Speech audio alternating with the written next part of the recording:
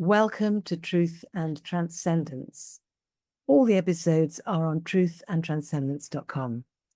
I'm delighted today to welcome special guest Steve Gamlin, who's here to talk about childlike wonder, one of my favorite topics, and other things too. As the motivational firewood guy, Steve blends back to basics positivity, visualization, and humor, teaching his clients to see their desired outcomes, understand their why, and build action plans to achieve them. He delivers this as a keynote speaker through his Ultimate Life Vision Learning Program, one-to-one and group coaching, plus live and virtual events. So he's a very busy guy. Bottom line, Steve teaches the necessary mindset to identify what your goals look like, feel like, sound like, smell like, and even taste like. And you can find Steve on stevegamlinspeaker.com, and Gamlin is Gamlin. So Steve, thank you so much for coming on the show. Absolutely my pleasure. Thank you so much for inviting me. I'm looking forward to our conversation. Fantastic. Well, you are no stranger to talking to the camera and putting your voice out. We were talking before about you were just very present on social media. And I just love that authenticity. You were saying you create all your own content, you put it out yourself. It's absolutely real. It's absolutely fresh and present. So I just want to thank you for doing that in this day and age of canned content. Yeah, thank you. I appreciate that. And despite some of the best well-meaning advice from business coaches and other coaches I've had, I still create all my own stuff on a daily basis. And AI cannot outdo this brain and this heart. So I figure I'm just going to keep doing that as long as I can. Fantastic. Well, you're a shining beacon for the rest of us, Steve. So childlike wonder, you were talking about that in the pre-call. I'm going to ask you first to cast your mind back to your earliest memory of experiencing childlike wonder, not just being a child, but experiencing that beautiful childlike wonder. It's funny, one of the memories that comes up, most people would turn their nose at, but I remember, gosh, I was just a little kid, probably maybe 4 or 5, and playing out in the yard with some friends, and I was wearing a pair of corduroy pants because, it was the early 70s, and we were running around kickball or something, and I slipped and I fell into a pile of dog crap on the lawn. And it was all into the webs of the fabric of the corduroys. It was all over the sides and the top of my shoes. Probably got some on my hands reaching for, to clean my pants off. And now I look back and I'm thinking a whole big yard, one pile of dog crap, and I managed to find it. So it still amazes me now that I just get drawn to all these things that lead to some pretty interesting and cool stories and lessons, and some of the wildest, craziest, and even some of the dumbest decisions I've ever made in my life. I now get paid to share on stage to help other people with theirs. So even a pile of dog crap woven into a pair of tan corduroys can be something meaningful for someone else. That's the very worst combination, isn't it? You had to be wearing It is. both trousers that day. Yeah. And you were a kid. I mean, who puts their 5-year-old male child in tan-colored corduroys? I mean, My mom and the mom of the Brady Bunch in the early 1970s, apparently they had a lot in common. So amazing, amazing. yeah. So it sounds like that's kind of stayed with you, that childlike wonder. What was it like being a kid who had that point of view, surrounded by all sorts of other kids who may or may not have had that same point of view? Yeah, I'm actually still that kid. I'm 58 years old now, and wherever I am, I just look around for interesting things where so many people are either staring at their shoes while they're walking, or even worse, staring at their phone and walking into things and just complaining about negativity and pointing out all the bad things that are going on. I look around just to see something really interesting. Um, one of my mentors, her name is Terry Levine. One of her habits or practices is finding hearts in the world every day. Things that are shaped like a heart or just something. And she looks around and she sees something in the course of her day as a heart. So I look for good, positive things in ways that I can share them. I remember just a couple of years ago, a gym that I used to go to. I work out at home now, but after I worked out, I would walk around the giant parking lot of this little shopping plaza. And there was one of those indoor trampoline places. So it was, a lot of kids and a lot of families would be there on the weekend. And outside one of the doors, I saw a piece of a broken balloon. And I turned it over. I actually went to pick it up to throw it in the trash.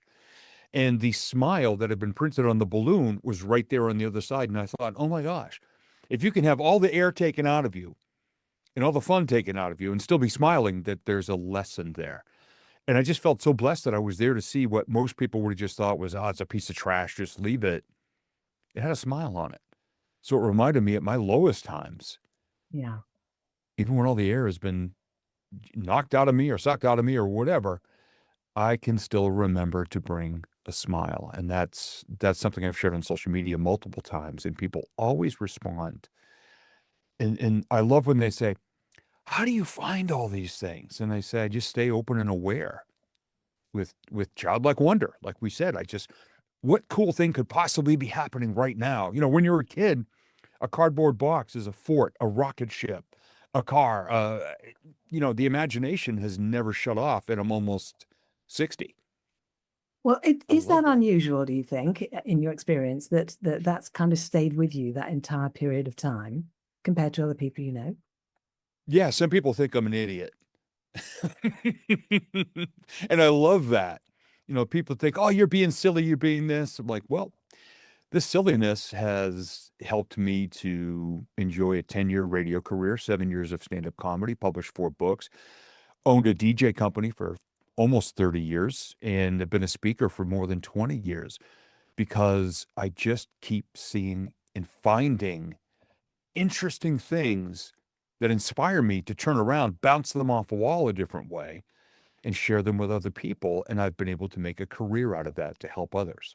That's amazing. So, what's different about you, Steve? Because I think many of us have those moments of childlike wonder when we are children, but a lot of us get it kind of kicked out of us, or it's not cool, or it's this, or it's that. So, if you look at yourself, obviously you're different from that in some way. What insight do you have into how come you've maintained that? How come that stayed really present for you when perhaps for some other people it hasn't? I think you said the answer right there. It's been either beaten out of them or pressured out of them, or they were told, don't be silly, don't be childish, grow up. I know many of us, when we were 17, 18 years old, we got that speech from our parents or some responsible person we looked up to. Get a good job with a good company with good benefits, put your head down for 45 years and then retire, and then you can go have fun. That model was not for me. I'm a high paced, fast, super hyper creative, got to have humor in everything. For me, keeps me going. And a lot of people would think what I've done over the years is very silly, but it's allowed me to meet the most incredible people. I've been on over 300 shows like this and had conversations with amazing people all around the world because of the way that I choose to live my life. And I never want to stop that. I used to say, I want to die laughing, but then you have to resuscitate me so I can check it off my list and then I can go again. That's slightly disturbing, actually. That's slightly Well, and scary. it does disturb some people. And believe me, I've had 4 deaths of people very close to me in the past. Actually, it all happened in about a 6-year period. And here's the thing that I choose to do versus the classic, funeral dirge type of thing in tears. I love the phrase celebration of life. And I love to share my favorite childlike wonder memories of the people that we've lost and actually celebrate and not just be sad about everything. I celebrate the fact that I get to have these people in my life for all these years and celebrate the moments and the wins and who picked me up after my losses and challenges. And, the toughest of all of these was my wife, Tina, who I lost about 18 months ago. And it was the most devastating loss of my life. But one of the things, and I have this in her handwriting, her favorite way for us to share time together was snuggling, cuddling, and being silly, dancing around our kitchen while we were making dinner together. That is the ultimate affirmation and confirmation for me being the way that I choose to be. So I'll never stop. The part of me that Tina loved most and felt the safest with is what helped us to fall in love in the first place. So to change now would be a disservice to the 6,386 days, that's 17 and a half years, that we got to be in love. That's so beautiful. And I'm so sorry for your loss, Steve. Thank you. That is very sad. But I love how what you're demonstrating there is that by you being fully who you are, you were able to connect with somebody in a way that was really lasting because it was real, as opposed to you pretending to be somebody else, which I think is very common, isn't it? There's that thing of, okay, people go on a dating site and if they're a man, they make themselves a couple of inches taller, a bit fitter. Women, Yep. increase their bust size, whatever it is, or they say they're younger. And then they wonder why the subsequent relationships are a bit, rocky. They're really alive. Yeah. Yeah. There's a lot of that out there. Oh my gosh. We live in the most filtered times I think we've ever experienced as a human race. And I just wish more people could just be real with each other. And it's sad to see when people have to pad their stats and change and make themselves sound great on paper, and then you meet them. They could be wonderful people, but the expectation they put out there and the image and all of that, I mean, we see it on social media all the time. Come on, there are people out there who look like a piece of waxed fruit. They don't even look human anymore. And then you meet them and you're going, "Oh, yeah, just be real." I mean, I've got a wonderful photographer that I work with, and I told her, I said, "Look, this is all I got, from the neck up to work with. Do your best." And oh my gosh, she captured probably among the only photos I've ever actually loved of me in my life. And I've dealt with confidence issues and horrific self-talk over the years and all these things that I've been working on for a while now. I absolutely love being real. Somebody said, "Steve, you know, what about this and this and this?" And they said, "You used to have a really great head of like rock star hair." I'm like, "Yeah. Well, the stress of the past 18 months since losing Tina has caused more gray and more of them to jump ship. And you know what? This is who I am today. And that's okay." Amazing. So just going back slightly in your story, or you were saying that, yeah, a lot of people get this kind of kicked out of them and they get pressured and told they're supposed to be a certain way. Did you not have that happen to you, or did you have that happen to you, but you didn't let it stop you? What was your kind of story in relation to that? Because I think I'm thinking about the listeners now, we've got people listening to this who maybe have experienced those sorts of pressures and are wondering, what do you do about that? And are wondering, okay, was this guy just blessed, that everyone was amazing to him his whole life? Or did you actually have to encounter some of those pressures? And if you did, how did you deal with those? Yeah. Well, I still had those pressures. I mean, I went and did a 4-year college after high school, had no idea what I wanted to do with my life. Um, and I barely even had a memory that when I was 11, I wanted to be a radio DJ, a stand-up comedian, an author of my own books, and a teacher of people, but not in a classroom. And those are just, childlike, fantasy, whatever, dream jobs. I went and did the 4-year college after high school. I graduated by 62 one thousandths of a point. which means I had to call the day before and say, "Hi, my name is Steve Gamlin. Am I supposed to even show up tomorrow? Did I make it? Am I in pencil on the list because I made it at the last second?" And they said, "Yeah, yeah, you graduated barely." And then I kind of sat wondering what to do with my life. I was working with my dad, helping him with his carpentry business, but I knew that's not what I wanted to do for a career. It's a very rough way to make a living. It's very difficult. And I was living broken, depressed on my grandfather's couch at age 24. And one of my dear friends, Danny, was a year younger, and he asked, "Why didn't you ever get on the radio like you said you wanted to do all these years? You always talked about it." And in the summer of 92, I borrowed $4,000 from my grandfather, whose couch I was living on, broken, depressed. Good luck getting that money back, Pep. Went to broadcast school, summer of 92, 8-week course. A month later, got an internship at a rock station that we'd grown up listening to. And I drove down to Danny's house because I hadn't seen him all summer. And he asked, "Where you been?" I said, "Radio school." And he went, "Did you get a job?" I said, "Well, I got an internship." And of course, I got the "I told you so" speech. He was very proud. And 3 weeks later, Danny passed away. He had cancer. He had gone into remission twice, and it came back very quickly and took him like that. And despite pressure from some people around me who, of course, were concerned, here I am dropping everything, including a college degree, to go chase a job of being on radio, which pays minimum wage pretty much anyway. But nobody tried to talk me out of it. My dad actually told me, he goes, "Look, you just busted your butt to get in that door. Now bust it even harder to not get thrown back out." And that was one of the greatest bits of advice. And that was his approval. As concerned as my parents were for me chasing this wild dream, that stuck with me, and it still does, to just pick what you want to do. And if you're serious about it, work harder than anyone else. Get really good at it and believe in yourself along the way. Now, that self-belief took a lot of years to come for me.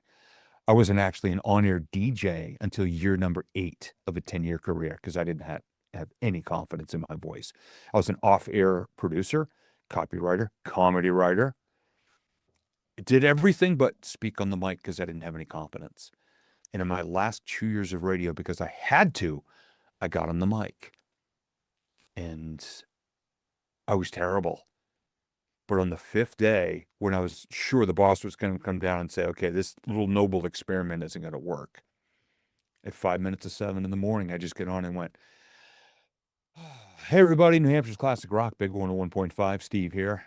I may suck as a DJ, but if you tolerate me reading the weather for the next 42 seconds, I'll play you a kick-ass rock song." It just fell out like that. And my boss came, knocked on the door, and he looked at me and he said, "That was the coolest thing you said all week. Brother, just be yourself." That was 27 years ago. And here we are, just being myself. Beautiful. So you've really been up and down, and you've really been through it, Oh, yeah. which is actually, Yeah. and I'm not going to say that's great to hear, right? I'm going to say It actually is now. It's a great reminder, that this. Yeah. We talk about childlike wonder, and I think sometimes we think, oh, if I connect to that, I won't have any problems. But you've had just as many problems as other people, maybe more in some regards, but you've navigated it differently. Is that fair to say? Oh, yeah. Yeah. I think the biggest difference is I celebrate and talk about my problems. Now, I used to talk about them, and basically the closing line would be, "Because I'm an idiot." But now I just say, "Look, I'm not afraid to take on the next challenge." There's a big reason why one of my main keynote stage stories is called "Some Days Your Phoenix Rides a Pogo Stick," meaning up and down out of the ashes. And I'm just not afraid to talk about the stories. Now, I used to do them in a very self-deprecating way, which I do not recommend. But now I just look back and say, "Oh my gosh, yeah, I did this. And I'm here because I went through that, because I made that decision that did not turn out to be a very wise one, because I lost all that money, because my first marriage ended, because I walked away from a radio career without a full-time job and no plans right around the same time as my divorce and wound up living with family. That's how all of this came about. I literally spent $3 on a bucket of golf balls one day at a driving range next to a mini golf place just to get out frustrations. And I wound up hitting golf balls for an hour in a thunderstorm under power lines, barefoot in the wet grass, which is about the stupidest thing you could do in those weather conditions. And the next day, a life coach I just started working with asked, "How was your week?" I told him that story, and he asked one more question. Have you ever thought about being a motivational speaker or a stand-up comedian? I think you'd be really good at both. He didn't know about my goals when I was 11, but he actually just inspired me to go chase two of them. And within a month, I was pursuing both. Wow. Up and down, back and forth. I still have the golf club I have never hit in a thunderstorm again. No kidding. Well, No, I want to thank you for that really, really open flavor. I feel like you've painted this really colorful picture that is sort of disturbing and exciting and beautiful and sad and all these different things. Thank you so much. And yeah. I know that you're comfortable with doing that now. You do that now, and it's really beautiful. If somebody wants to become, obviously you're you, I'm me, everyone's their own person. If somebody is attracted by that story in the sense of they'd like to become more able to increase their capacity to share in that kind of way, what would you say to somebody like that who feels like, oh, I'd love to share more in that way, but I can't. I'm frightened to. I wouldn't know how to begin to do that. What would you say to them? My first thing that I suggest to them is the first thing that I did back in the early 2000s. Grab a couple of pens and a notebook. Either shut off, unplug, or leave in the car, all things electronic. Go sit somewhere quiet and just pour your heart out, pour your guts out, what you appreciate and enjoy most about your life, what you really wish was different in your life, who you wish to become. See, so many people talk about the future as what they want to get. For me, it's more about who you want to become. What are things about yourself, your characteristics, your behavior, the way you talk to yourself, the way you talk about yourself? What is the dream version of yourself? And just as fast as you can write and handwrite it. Don't text it to yourself, because when you handwrite, you're actually using both halves of your brain. Get it all out there. Design the best version of yourself. And I don't care if you burn it when you're done because you're afraid to let anybody see it, but get a really good picture of who you want to become, who you want to be more like, who are your heroes, what about them inspires you. And don't say that they drive nicer cars. Pick heroes who are living the type of life and being the type of person you wish to be. And start to think of those characteristics as that version of yourself you create as the ultimate point B. Brutally honest about where your life is right now, point A. And don't just say it stinks. Be honest. There's your point A, there's your point B. Now, watch and observe and study all of your heroes to see how they share themselves with the world in the way that you want to. Watch how they do it. Interact with them on social media. Comment, like, do whatever, ask questions. You never know. One of them might answer and give you that nugget that you can take and apply to add to the spark in your heart to pursue that level. But you got to be brutally honest with yourself. Don't just say, this stinks, I want something different, because you could wander in circles. It's like those Roomba vacuums, the little robot ones that go around your house and clean. Well, the first generation of those, they weren't very smart. All they knew was if you bumped into something, just go somewhere else. They're smarter now. They'll actually cover the entire room. But back then, they just kind of bonked into something and just wandered off somewhere else. Don't be like the first generation Roomba. Be the person who knows where you want to go and describe it. And it goes back to, as you said in the introduction, what it goes look like, feel like, sound like, smell like, taste like. Create a full-on experiential essence of what you want your life to be using all your senses. It's pretty wild when you do. I mean, I get to teach this, and this is a quick conversation, but everything I say is because I've done it. I love that. So you're combining the clarifying of what you want with the being, as you say, brutally honest about where you are now, and then looking at your heroes and how do they share themselves in the world. Mhm. That's, I can't really see that failing, actually. That sounds really, that Yeah. sounds like that really works. And sometimes we find out that the people we thought were our heroes are actually real jerks. And then we learn how not to be, Yeah. because they get their filters on as a great human being and a great person. Then you find out they're really not. And that's okay. Just don't be like what you thought you wanted to be like. That's all. Or maybe they're embodying something really amazing and also embodying some things that are not so great. Yeah. So that, you can actually, because again, there's lots of, I think sometimes we have the illusion that somebody is either 100% great or 100% evil, which, Right. that's kind of not really true, is it? Yeah. So we're drawn to what we're drawn to. So how did you get from radio, stand-up comedy, going through all these incredible developmental experiences you went through, etc.? How did you then segue from there into starting to work with people and helping them to transform their lives in the way that you are now? Oh, it was really simple and completely unplanned.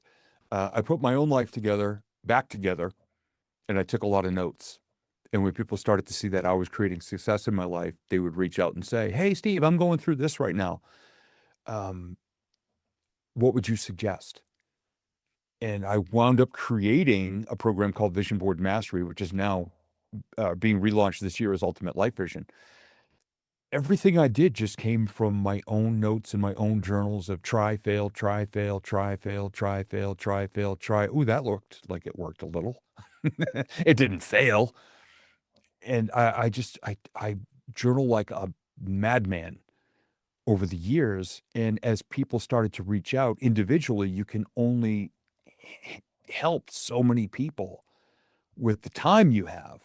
So that's when I started to create programs and videos and some of the things I share on stage. There's a company that has hired me, I believe next January is going to be the 18th or 19th year in a row to teach what I teach to their entire company. Wow. So it started off from helping one or two people to me working with my mentors saying, okay, look, my time is limited. So how do I help more people? And they guided me to create programs and memberships and group coaching communities and things like that. Amazing. And did you work with coaches along the way? Did you have advisors and mentors along the way? Always, always. The times that I've done my best are when I've had coaches because coaches have coaches and mentors and guides. And one of the worst things I ever attempted to do was do it all myself. And it's a recipe for disappointment. And people would say, well, how can that be a bad thing? And I always say the same thing. And I don't mean this to be self-deprecating because I'm just not like that anymore. When you've got something you want to do and you watch 20 different YouTube videos on how to do it and you feel dumber after watching all those videos, I know hire that someone feeling. to do it. I've driven myself crazy over the years saying, I need to do it. I need to do it. And I've, in the past year, I've had all new headshots done. I mean, I flew 1,800 miles to meet with my favorite photographer in the world for one day in near Dallas, Texas, and I'm up in New Hampshire, Northeast US. Had a new website built. I'm now working with a company that does the entire CRM and all of the things behind the scenes of my website.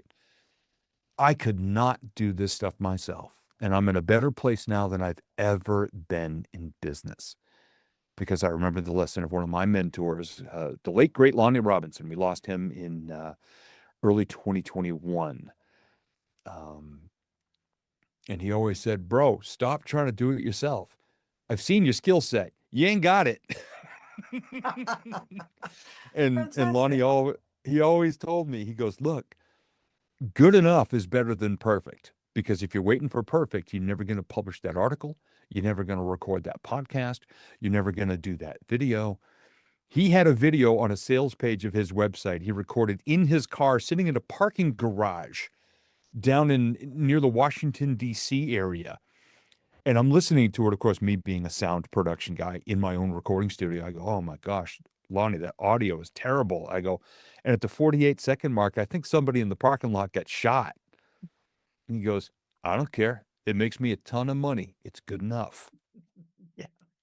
And now not that I want anybody getting shot in a parking garage, but Lonnie was right. Yeah. It's good enough. Just put it out there. The world will tell you if it's good enough. If it makes money, it's good enough. If you see ways to improve it while leaving it there for a while, it's good enough. Nice. So if somebody is again on their path of growth and learning and everything else, and they're thinking, yeah, I can do it all on my own because otherwise I'm a failure and a loser and not proper man or whatever they're thinking. How do they know when it is time to reach out and get some help? When it's making them not do anything. Like I've completely, my boat, my truck, my train have all just completely stopped and slammed on the brakes, sometimes for weeks, even months at a time. Now I'm busy. I'm shuffling papers or doing something all day long, but I'm not making any progress at all. And when you feel like that is what's happening to you, just find somebody to tackle one thing. Find somebody who's out there a little bit higher up the ladder than you are in your skill set, in your confidence, in your whatever, and just ask them, hey, how do you do all this? And that's how I found my web designer. That's how I found the person who does my CRM. That's how I found my photographer. Because I was just trying to do these, set up my camera and the timer and pose for a selfie. That wasn't getting me anywhere. I was taking 30, 40 pictures that I hated. I flew 1,800 miles for one day and got 16 of my favorite photos ever taken of me. Amazing. It was an investment. But I had them within 2 weeks, and I've been using them ever since to my advantage. And I've seen some of them online. They're great. They're very good. Yeah. So, it does matter. Steve, this is fantastic. I can only imagine that you're a fantastic person to work with. And I imagine you don't let people wallow in unhappiness and stuckness. Is that correct? I do my best not to, because as a person who's dealt with depression on and off throughout my life, ADD, some OCD, and just I see the traps of it all. And so people ask me, well, Steve, how do you deal with it? I say, well, when all those letters in the alphabet are ganging up on me and I'm not getting anything done, I get in my truck, I drive 10 minutes, 15 minutes into town, and I commit a couple of very simple acts of kindness, and I always come home different and better. And it reminds me that interacting with other people and their energy and having childlike wonder, when you're stuck in your office and you're staring at the same problem over and over and over, and it's getting bigger, get away from it. You're not outrunning it, and you're not denying it exists. Just get out and connect. Human connection is one of the things that we are sorely missing right now. And it's crippling people's confidence, their self-worth. It's affecting their self-talk. It's affecting their moods. It's affecting how they talk to that person in their mirror. Even if you're not, I'm by nature an introvert. I really am. Most people laugh when I say that, but I am. I get out and I have the simplest of connections. I hold a door for someone. I smile at somebody. I say thank you. I love to tell people, I hope I'm the meanest, nastiest person or customer you have to deal with the rest of your shift. And they laugh. And they say, boy, I hope so too. And I said, well, good. Let's set the bar really high.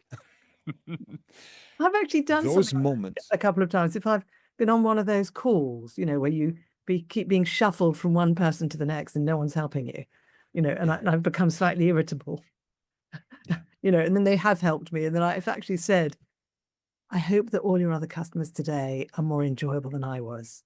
And they just burst out laughing. They're really surprised. Yeah. That's I love that. I mean, I've even asked people before, I go, are you the same person who can just do a lot of different voices, or are you actually somebody different? And they laugh. And I said, well, the last person had a British accent. Go ahead, try it. And I'll tell you if you were the same person. And then they laugh because they have difficult jobs. See, we forget, we think that we're the only ones having a bad day.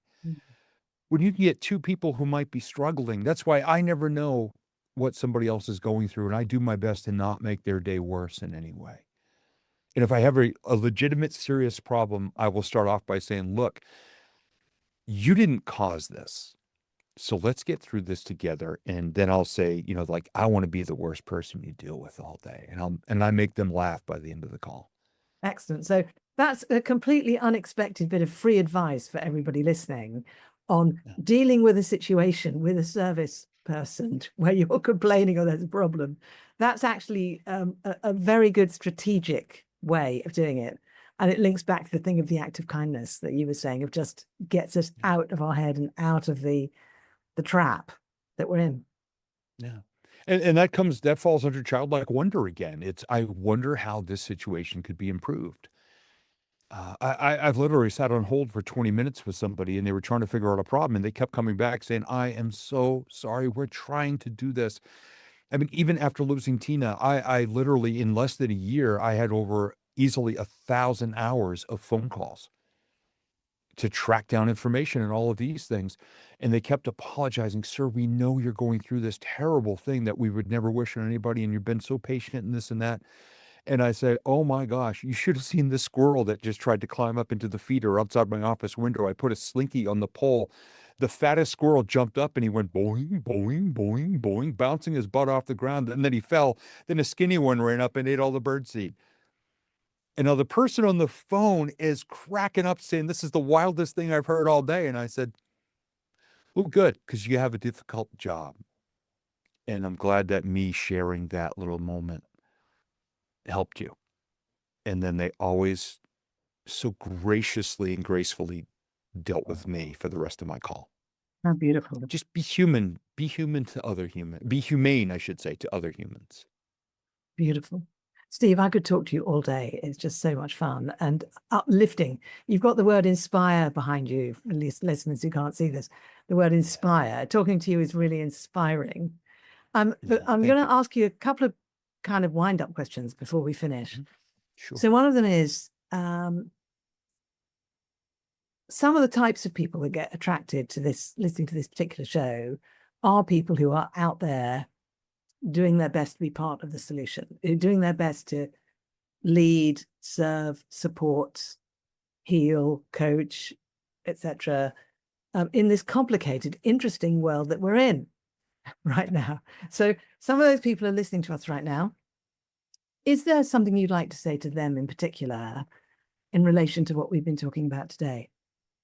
Yes, this is a lesson I learned by observing one of my grandfathers, and he never actually verbalized it, but he lived it. Leave as many situations as you can every day a little better than you found them. Basically, be a human plus sign. And the most beautiful part about that is I own the factory of plus signs right here in my heart. I'll never run out. So everywhere I go, I look for an opportunity to leave it a little better than I found it. And some people say, well, I don't have time. Next time you go shopping somewhere, if you happen to see a shopping cart, a trolley, it's what it's called in other parts of the world, or carriage. Exactly. Return it. Don't complain about why some lazy person left it there, because you don't know what they're dealing with that day. Return it to the store. And if you don't need it, offer it to somebody else. Go into used car mode. Excuse me, do you need a carriage? This one's a rescue. I've already cleaned the hand grip and the wheels hardly wobble. I think you're going to like it. Nobody has ever said no if they actually needed one. No one has ever said no, and they're laughing. That's how you change the world, because you never know where the ripples go. Stop thinking it's all about elections and social programs and all of these other things. Be a human plus sign. Be a plus one everywhere you go. And you will, in some small way from now until the ripples build up, you will change the world. Yeah, I believe you. Let's remind people where to find you, which is stevegamlinspeaker.com. Gamlin is GAMLIN. Steve, we've talked about a lot today, and I know there's so much more there. And I hope that some of the listeners will contact you, because I can only imagine you're just a fantastic person to work with and very uplifting. And God knows we all need help some of the time. And let's reach out for it when we need it. Has there been for you a favorite part of our conversation today? Oh my gosh, I could talk to you all day long as well. It's, and I've been on more than 300 shows all around the world. And a show like this is my absolute favorite because it is effortless. We are two friends sitting on a front porch, sharing a heart to heart, completely wide open conversation. And your listeners just happen to be right there on the front lawn, maybe having a picnic, enjoying it, not running around in corduroys, slipping into a dog mess, but they're right here with us. And I say this all the time. I go, when I'm on stage, I said, look, we're all at the same level here. I'm not talking down at you other than the fact that I'm 6'2" and standing on a stage. We're all together in this. We're connecting eye to eye, heart to heart, hand to hand, hug to hug, word to word, feeling to feeling, emotion to emotion. If we keep thinking that way, we're going to be okay. And we just exemplified that throughout our time in our conversation. So we're just here being two plus signs going exponential in this world where people really need some hope. Beautiful. Well, you've definitely been a plus sign for me today, Steve. I've thoroughly enjoyed this. It's been really fun and also really educational and inspiring for me. So thank you so much. Oh And my gosh, thank you. and I'm going to say thank you to everybody watching and listening as well, because sometimes these conversations, yeah, they're lovely, juicy, beautiful conversations, but sometimes they're a little bit challenging to stay with all the way through to the end, because we start to remember things and reflect on things and notice things about ourselves. And sometimes we touch on a little bit of dissatisfaction or a little bit of desire. I really want something, or a yearning or a calling. And staying in that experience is this is one of the things I loved about you, Steve, having the experiences you were having as you went and not running away from them, Mm. living it through and then talking about it. That is just such a gift to people. Thank you. Thank you. So, That's the only way I know how to be. And, I told my sister recently, someday on my headstone, it's going to read, it was a little wobbly, but it still kind of worked. yeah, well, I think that's probably the best any of us can say. So everyone, do check out Steve's website. Contact him if you feel that you're in a place where you'd like some of that help. And if you think that I'm someone you might want to work with, go and check out the show notes and book a clarity call. I'll talk to anyone about anything. So if you feel drawn to this particular vibe, get in touch. Thanks again, Steve, so much. Have a fantastic day.